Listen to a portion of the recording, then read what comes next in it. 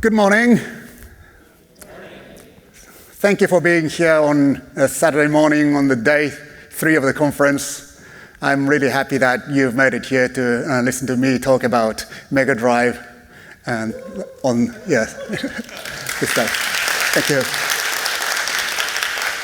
So I'd like to tell you that I have an actual Mega Drive unit right here outputting this screen, but unfortunately I can't lift it to show you the actual unit because it's all hooked up and I don't want to mess with the setting. So instead, I brought a spare one. So this is a Mega Drive I bought in Australia, and this is a special cartridge. This is not exactly the same as what I've got right now in the connected unit, but basically those special cartridges would let me boot like this on this screen, select things to boot from the SD card inserted. So let me start this presentation.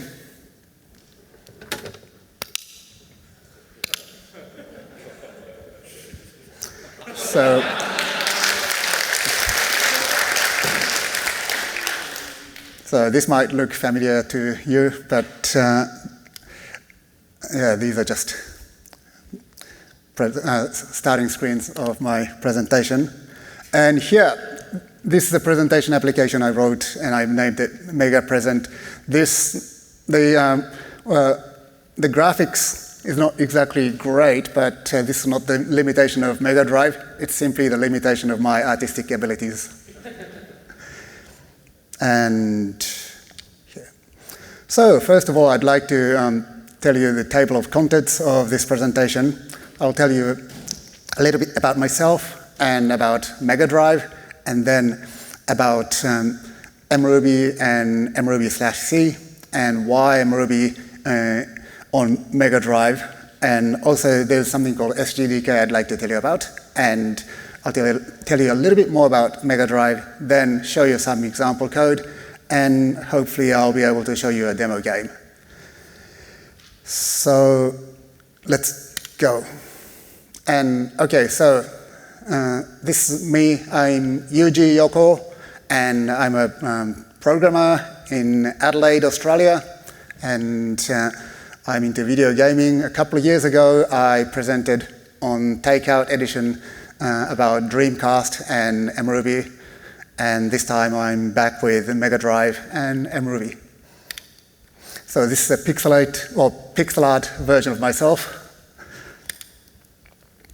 And okay, so I'd like to touch on this subject. What is Mega Drive? If you're young, you might not be familiar with Mega Drive at all. So Sega Mega Drive was a video game console released in 1988. It was sometimes known as Sega Genesis in some parts of the world, and it featured Motorola 68000 as its main CPU, and also on the body it says 16-bit.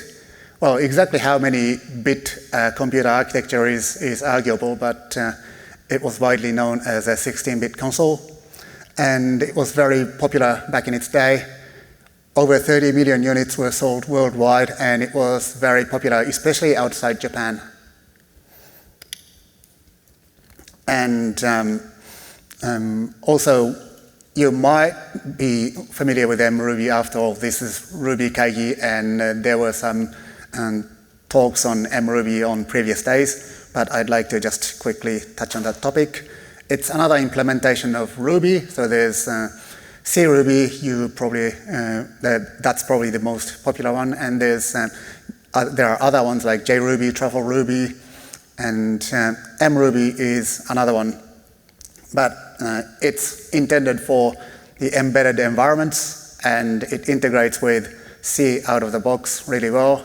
Also, it can be integrated with other languages, and it's great for calling from C. Like you might be wondering, native extensions can be used to integrate C into Ruby. Yeah, that's true, but you cannot easily write a function that's callable from C with cruby. Mruby you can write Ruby functions in mruby and call it from your C programs. And also, I've been mentioning mruby and mruby/C, and mruby/C is the more compact version. It's a VM-only project from Shimane IT Open Innovation Center and Kyushu Institute of Technology. And they only provide the VM, and mruby is already somewhat more limited than cruby, and mruby/C is even more limited, but it still has many of the good features of Ruby. And because this is a VM-only project, it doesn't come with things like bytecode compiler that comes with the regular mruby distribution. And also, I'd like to tell you why I've been using Mega Drive for this. To start with, well, basically, I had a Mega Drive when I was at high school, and I really liked it, so that's probably sufficient reason for myself. But also, there are other good reasons why Mega Drive makes sense. There are lots of open source dev kits. I use one called SGDK. It's really good. And also, many units of Mega Drive were sold back in the day, so that means there are lots of second-hand ones in circulation today. And also, another great thing about Mega Drive is that there are lots of newly produced compatible units. Some of them are emulators inside, and some of them are implemented in FPGA. And you can still buy those ones. Those new ones are still produced, and some of them are really good quality. So that means, unlike, say, Dreamcast, where there is no compatible hardware and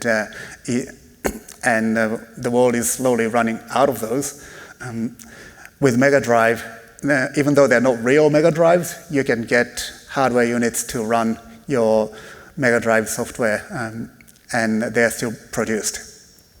And also, there are many good emulators, and emulators are extremely handy for development. When you work with some embedded projects, sometimes you only have the real hardware to test on, and that's such a pain. Whereas if you're working on a Mega Drive, there are so many good emulators that you can use. And also, there are lots of active projects, so there's a lot of information available. There are lots of homebrew developers and indie software companies producing new games on Mega Drive. So you might be wondering, but then why mruby/C on Mega Drive? But I guess you aren't, because this is RubyKaigi, right? It's Ruby, so it makes sense, and it makes you happy and more productive. And what you typically do in this kind of situation is you write your main game logic in Ruby, and the code that interacts with platform would be in C, as well as the initial loader that where you load your mruby code would be written in C. And also, I'd like to tell you a little bit about SGDK. SGDK is Sega Genesis Development Kit. It's free and open source development kit for Genesis or Mega Drive. It's the same thing. And it provides a nice C API, and it comes with many tools and features like cross-compilers and linkers, and also resource compilation, like resource compiler, and it does things like memory management, malloc free, that kind of stuff. And also it manages tiles and sprites and palettes, which are specific to specific graphic features of Mega Drive, and comes with fonts and text rendering. Right now, the text you see on screen is using default font that comes with SGDK. And it can control Z80 to output sound, and there are a lot more features. And also I use something called GenDev, which lets me use SGDK in Linux, because SGDK is primarily for Windows, so I use GenDev to allow to use it on my Linux environment. And so when you use both SGDK and mruby/c, or in my case, because SGDK's default build expects a main function and expects to produce an executable and then build a ROM from there, a ROM image to be booted. So and mruby/c comes with sample programs, but by default it doesn't have the main function. So what I ended up doing to get this going was check out the entire mruby/c source and modified it so that it compiles on with SGDK. And also I wrote added my main function to treat it like a source code to produce an executable. And also in the process, I've aggressively cut out stuff that had build issues. So I think some important features might be missing, but it's working well enough, so I'm okay with that. And I'd like to just tell you a little bit more about Mega Drive, especially Mega Drive graphics, because it's a little bit strange by today's standard. It made sense for what it was, but if you look at it from today, it's it has a little bit strange characteristics by today's standard. So there's something called video display processor, which runs at 13 megahertz, and resolution is 320 pixels times 224 or 240, depending on whether using NTSC or PAL. You might not be familiar with what NTSC and PAL are. These are TV standards when TV were using analog signals, and NTSC was typically used in the USA and Japan, and PAL was more popular in Europe. And the colors are limited to 512 colors, but it does not mean you can actually have 512 colors on screen in one go. It's actually limited to 61 colors. And that's because you have to make you have to build palettes, which and each palette contains 16 colors, and you have 4 of them. But each palette has one dedicated for transparency, so that means you have 15 colors on each, and 4 palettes, so that means 60 colors. And there's also, when you use transparency, there's a default color, that's the background color, so that adds 1. So that's the 61 colors of Mega Drive. And also it's tile-based, so each tile needs to be associated with a palette, and anything you see on the screen is made up of tiles. So for example, and the ninjas at the bottom, which I borrowed from the official site of RubyKaigi this year, they're made up of tiles that consist of 8 pixels times 8 pixels. And also every character you see on screen are also tiles at this point. And there are 2 layers of background, or maybe I can call it foreground and background. Mega Drive has sprites, which are like little movable pictures. Think of it that way. And the ninjas at the bottom are sprites. And with that, for example, I'd like to show you how this image of me is made up of tiles. It's like this. It kind of looks like a horror film thing, so it's a bit scary. But this is like made up. The image. This is how the image was constructed from 8 by 8 tiles. And also, as I said, this lets me do scrolling quite easily. So here I can render foreground and background, and if you can see the background, the sky, and the foreground, the ground, they're moving separately in different directions at different speeds. This kind of stuff is quite easily done with the hardware feature of Mega Drive.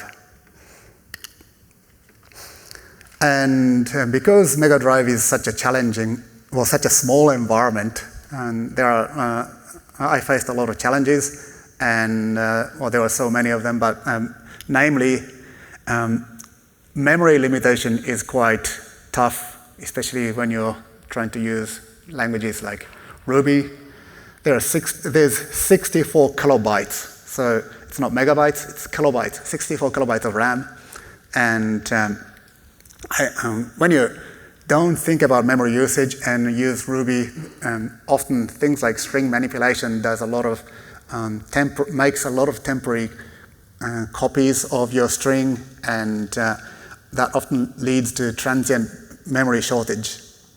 And as a way to work around that, I did a lot of manual optimization. So actually, the text you see on screen right now, I am not using the text rendering of SGDK, but I'm using pre-rendered images because of the way SGDK can efficiently move ROM data from the image data from the ROM to the video RAM efficiently. It's often more memory efficient to do it to a pre-rendered image than try to render text as text. And also with Mega Drive, there is no console text output, so there's no printf debugging, there's no logging of what's going on. But this, fortunately, is not a real limitation if you use emulators. And talking about emulators, I use one called Gens Kmod, which comes with nice features like a separate window for console messages, and also lets me view what's loaded in the VRAM. And also, it even has remote debugging with GDB, which I haven't actually tried, and there are many more useful features. And definitely, when you're developing stuff like this, using emulators makes a lot more sense. And here I'd like to show an overview of how you might develop a Mega Drive game using C. So you start with your C source, and you also have your assets like images and sounds, and you cross-compile your C source into 68K processor object file. If your main computer is 68,000 as well, then you don't have to do cross-compile, but I doubt anyone's running that today. So then you can use resource compiler to produce compiled resource, and you bring them together, object files and compiled resource, and also SGDK library, and there's a lot more stuff brought in here from SGDK that does things like formatting your ROM so that it could be booted on the actual device, and you end up with a ROM file that's ROM image that's bootable. If you, like earlier I showed you special cartridges, if you have those that can read from SD, then it's bootable from at this point. And how I did this with mruby/c was I checked out the entire mruby/c source, and then I added my source, my C functions and the main, and I wrote some mruby code and used mruby bytecode compiler from the regular mruby distribution, and that produced compiled bytecode, and I put them together and cross-compiled into an object file, and again used the same resource compiler to compile the resource, and did the same to produce the ROM file.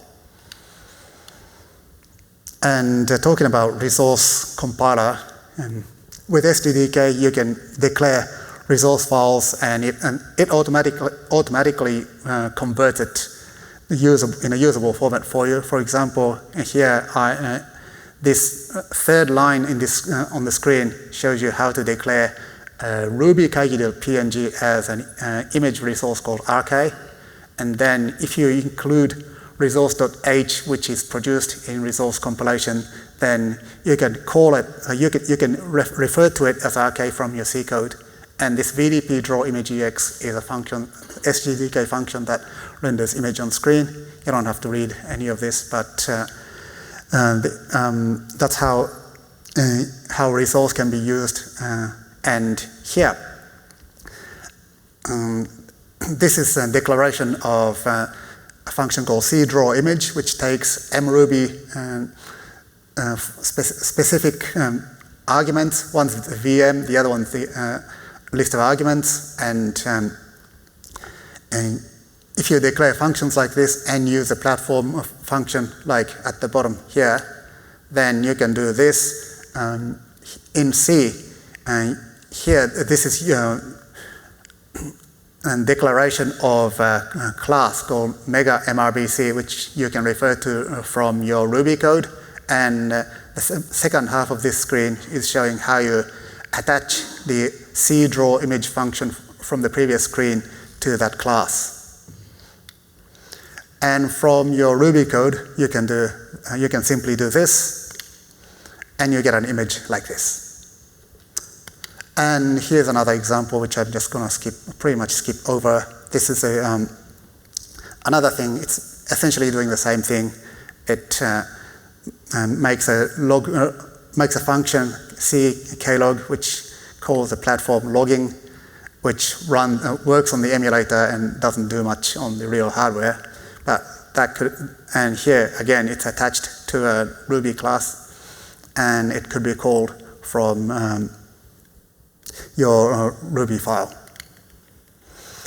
And once you do all that, you can use fairly plain Ruby to write your game. This is a simplified view of this presentation, a simplified version of this presentation, and you don't have to read this, but what's important is that this is plain Ruby, and the part that's in green, that's a class that's been declared in C, and the methods on these classes, the class methods are on this class are called just like any normal Ruby function. And now you have seen how to write and build your programs. I'd like to show you a little demo game that I wrote for this presentation.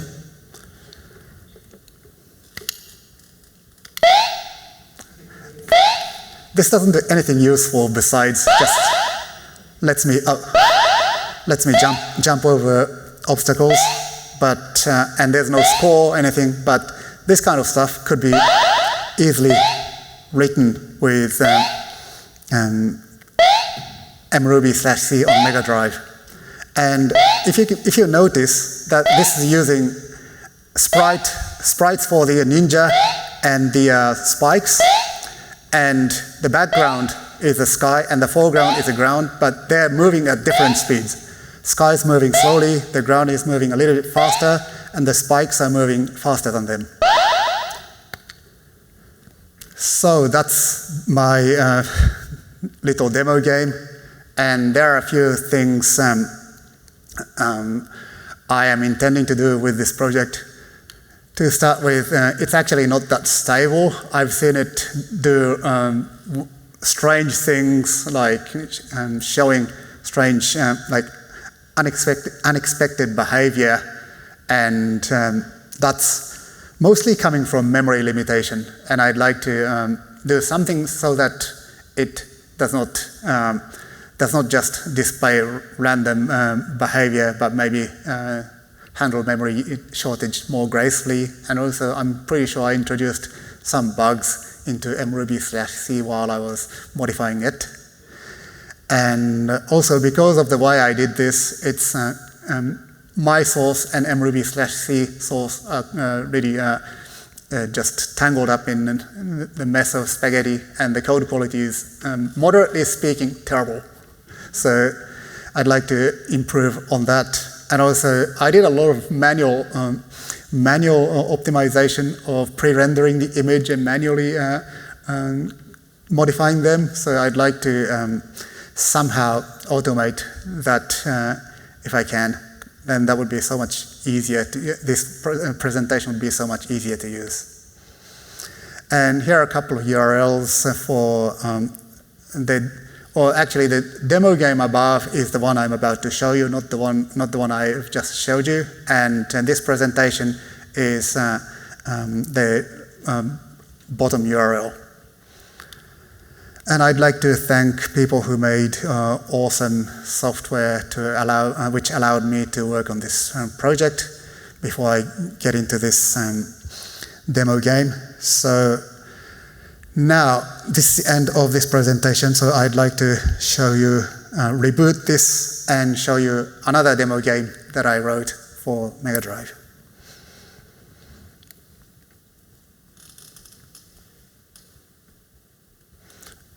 Again, this lets me pick which ROM I'd like to boot, and here's a demo game, but let me go to this rigged one. As the title suggests, this rigged game, I'm cheating, I know the answer. So this might look familiar to some people. This is a clone of a famous word-guessing game which was popular back in 2022. So M is used in the word. I wonder what that word could be. Now, B is used, and R is in the right place, and Y is used. Okay, let me try another word to see if I can figure out more. Okay, M, R, U, B, Y. I think I know the word.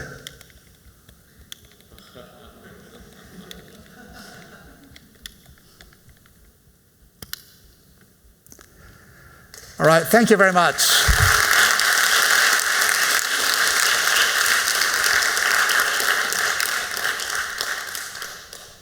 So that's the end of my presentation, and please come and talk to me if you're interested in mruby, or if you'd like to just talk in general about Mega Drive or whatever. Thank you.